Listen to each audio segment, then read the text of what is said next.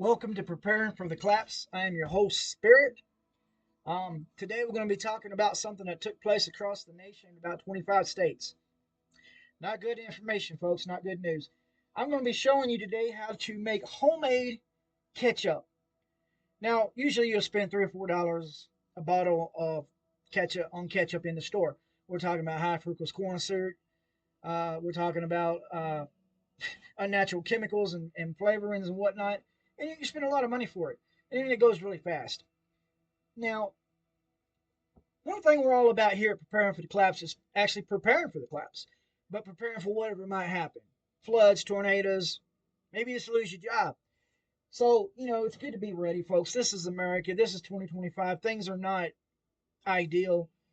It's just good to be ready. So, we're also about saving money.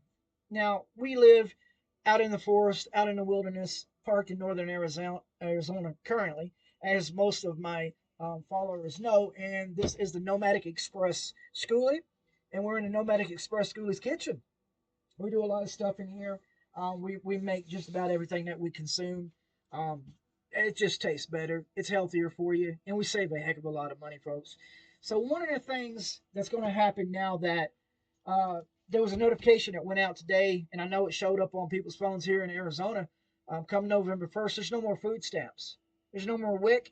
There's no more DES payments to pay your rent, your money. It's all gone.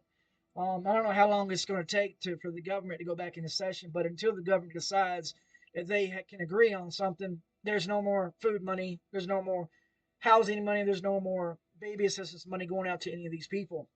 I know it's 25 states. Arizona's one of them. It could be the entire nation. I don't know. But food banks, food drop points like the free points, churches, donation drop offs, wherever you can get food, about to get very, very busy. One of the things they're going to give you a large amount of is pasta sauce in the form of spaghetti sauce, in the form of tomato sauce, in the form of just pasta sauce. And we're talking about different types. Ferments. I've never even heard of this. I did not get this at a food bank. We stock up on stuff that goes on sale all the time. And this is another one called Vine Ripe. I have heard of this one. And these we stocked up on when they were on sale, months ago. And we'll do that when we see a good sale. It's great to go, pay 80 cents a can or 60 cents a can or maybe even $1 a can. And you get a lot of pasta sauce. So we have a good supply of pasta sauce, but we don't have a whole lot of pasta. What are you going to do? Um, I've used food banks before. I'm not ashamed to say it. But one thing that I know about a food bank is they don't really plan your meal. They give you what they got, and you've got to come up with your meal. You've got to figure out how to use a can of traditional pasta sauce or traditional spaghetti sauce with no pasta. And they'll do that. They do that with a lot of stuff. So what we're going to do is talk about, in the event that you have a large collection of any type of pasta sauce. What I'm using tonight is spaghetti sauce. Okay? One of them literally says traditional pasta sauce. One of them actually says, you see that there? Spaghetti sauce. Now, that just means that there's Italian seasonings in this. This one just simply means there's nothing in it. It's even low sodium, so there's hardly any salt. It don't matter what you use as long as it is tomato based, okay, to make this ketchup. And the ketchup, after you make it, the recipe I'm going to give you is going to fill up about, well, somewhere around 20 ounces. And that's about the size of a normal ketchup bottle that you would buy in the store. And give me one moment, and I'm going to show you what it looks like.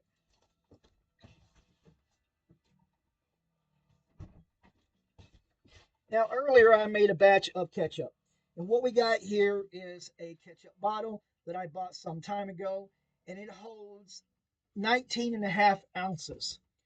Now, this right here, I bought in the store, and I just recycle the bottle. I make my own ketchup now.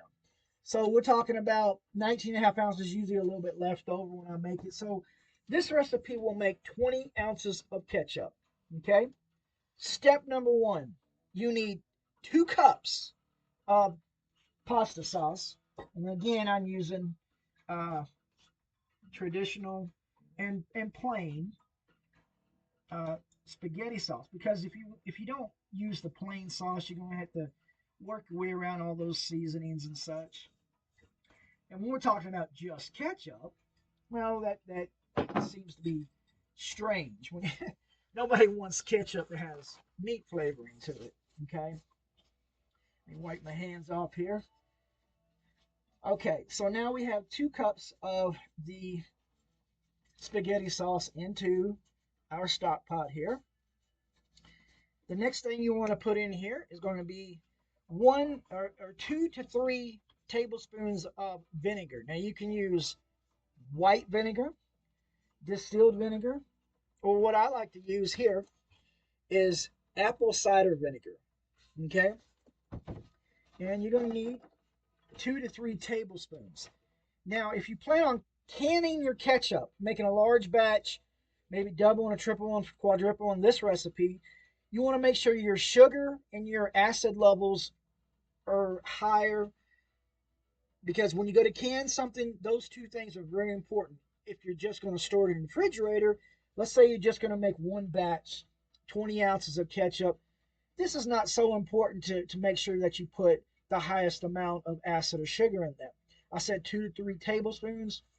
If I was going to stick it in the refrigerator, I might would use 2 tablespoons, but since I'm going to can this ketchup, I'm going to be using 3 tablespoons of this apple cider vinegar.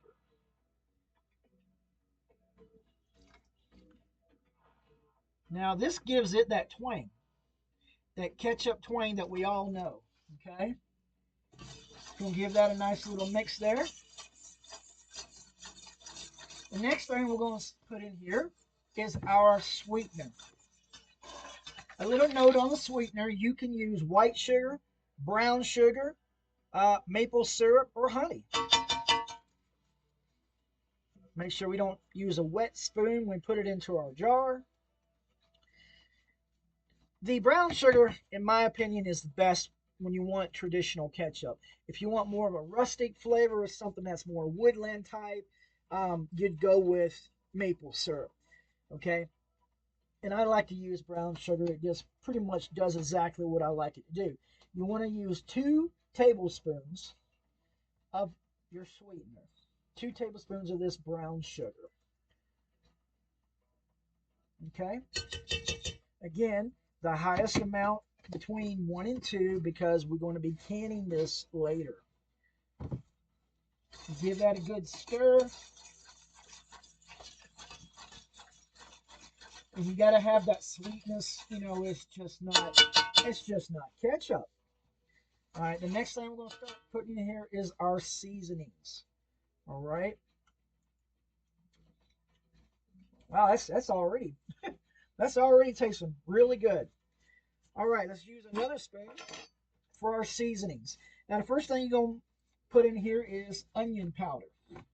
Now, this onion powder is really fine. Okay, so when you put it in there, it may look like it's going to clump a little bit, and you're going to put 1 teaspoon, not a tablespoon, teaspoon. It doesn't matter if it looks like it's going to clump, is what I was saying, is because these seasonings will cook into the sauce and you won't have clumps. 1 teaspoon.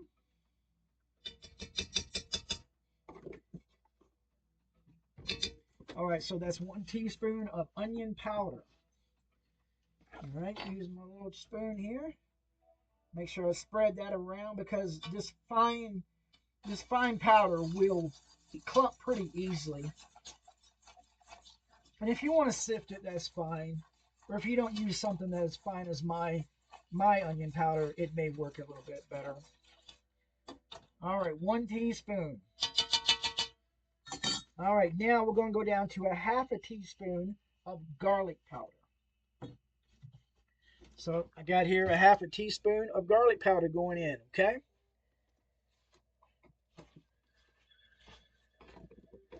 All right, half a teaspoon of garlic powder.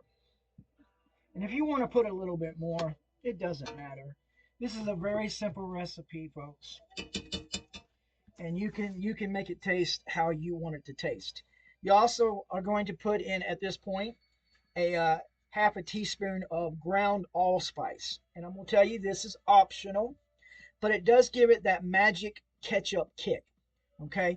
Now I don't use the ground allspice, and I never have, a problem with the way it tastes. It seems to be just fine. But if you want to add the half a teaspoon of ground allspice, by all means, go right ahead.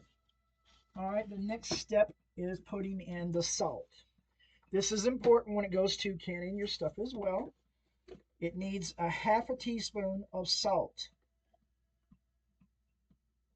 Okay. And I use pink Himalayan sea salt. This is the best salt on the market. Not my opinion. The scientific fact. It's a whole lot better for you. In my opinion, it tastes better. But it's definitely a lot better for you. Okay. Once you get your salt in there, you want to add a little bit of clove. Now, this is organic clove. Okay. But you don't have to use this as long as it's just clove. Now, you want to be careful with clove. You just need a couple of shakes. Not much, not even a half a teaspoon, because this clove is very strong.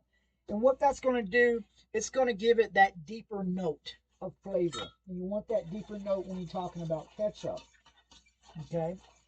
You can also use stuff like cinnamon in place of the clove. Okay. It gives it that deeper note as well. And the last ingredient is black pepper. You're going to put black pepper. Okay. And it's to taste. Okay. So I put a little bit more than I put, maybe a half a teaspoon of black pepper, maybe not even that, but close to it. But it's whatever you want. I put a half a teaspoon, it looks like this time, and that's fine. All right, now that is pretty much all of the ingredients that you're going to need to get your ketchup started. Let me show you what this looks like. You see there? It's not so thick right now. But when you start cooking this, it will get thick. Now, if you have tomato paste, the thick stuff, you can put a couple of tablespoons in this, and it will thicken it up nicely.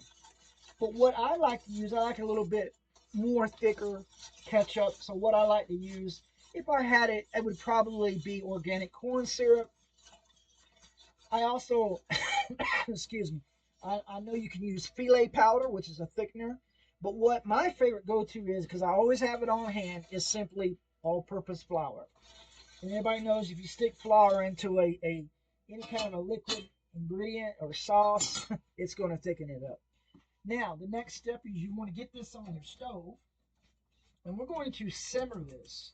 Now, I'm going to turn the fire up in the beginning so that I can get this going. When it gets hot and begins to simmer, I'm going to turn it down, and you want to simmer this for 20 to 30 minutes. And the longer you simmer it, between 20 and 30, it's going to thicken a little bit more. Now, if you're doing what I'm doing and using flour to thicken your ketchup, you'll want to put the flour in and make sure you sift it, because it will clump. But you want to put the flour in about 2 tablespoons when it's hot. That way it will blend a whole lot better. You won't have your clumps. And do make sure you sift it. If you don't have a sifter, I simply use nothing but a metal colander, and I simply just shake it, and it sifts just fine. And then you mix that in there. But you'll want to take this and make sure you stir it often. You don't want it to burn or stick, because it does get thicker. And then, like I said, 20 to 30 minutes. Now, after that's done, once it cools, then you can add it into a jar or a recycled bottle like I have here. Once it cools, I've added it in here. And then this will be good in the refrigerator for 2 to 3 weeks. Usually when I make this, I make a double batch, and or sometimes even a quadruple batch, 4 batches.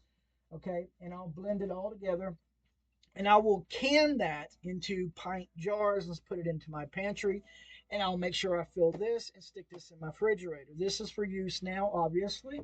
And the pint jars, I can take and open it up and use a tablespoon and just dip it out onto whatever I want to use my ketchup for. If you can your ketchup, water bath can the ketchup. Now, at my altitude, We can our ketchup for 25 minutes, water bath. Okay.